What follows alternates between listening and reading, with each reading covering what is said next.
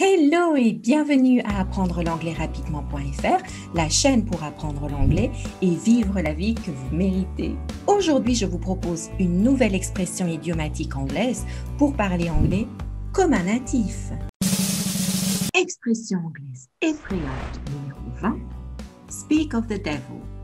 Speak of the devil.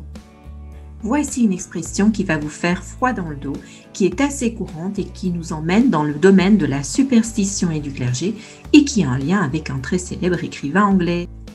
N'avez-vous jamais été dans cette situation où vous êtes en train de parler sur le dos de quelqu'un, vous faites un petit peu du commérage et vlan, cette personne apparaît.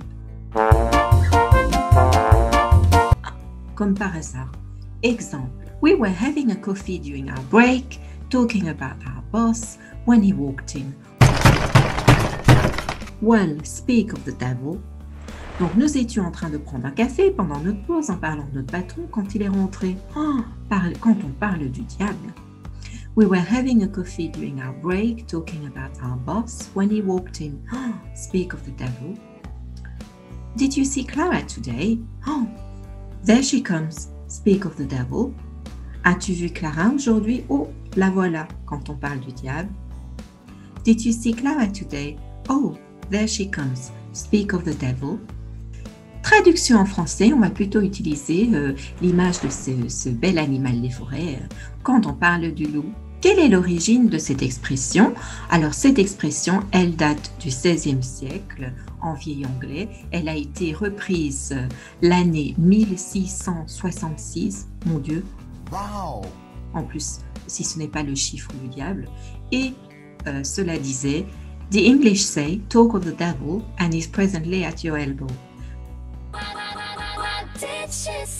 Donc les Anglais disaient « parlez du diable et il se trouve à votre coude ». Ça veut dire « vous parlez du diable et il se trouve là, fissa ». Donc en fait, c'est un petit peu cette superstition que c'est dangereux de parler du diable. Parce que si vous parlez du diable par son vrai nom, il va arriver. C'est pour ça qu'on a un peu donné toutes sortes de noms au diable à part Devil. On disait par exemple Old Nick, ou bien Prince of Darkness, ou bien The Horned One, le cornu. Donc tout ça pour ne pas dire le mot diable. C'est une expression qui a été aussi reprise par Shakespeare. Il l'utilisait assez souvent. Par exemple, dans la Comédie des erreurs, Comedy of Errors, il a dit, marry. He must have a long spoon that must eat with the devil. Mariez-vous, il doit avoir une longue cuillère qu'il doit manger avec le diable. Marry. He must have a long spoon that must eat with the devil. Il y a aussi évidemment la chanson de Ozzy Osbourne qui s'appelle Talk of the Devil. Wow. Alternative en anglais, on peut dire Out of the Blue. Par exemple, He turned up out of the blue. Donc il est arrivé de nulle part. Out of the blue. He turned up out of the blue.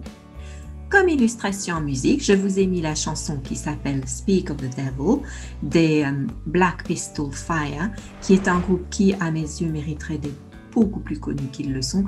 Ça déménage, donc allez voir sur mon site. Et mec, s'il te plaît, remets ta chemise. Si vous allez voir, vous allez comprendre de quoi je parle. Je vous ai mis les paroles en anglais et en français.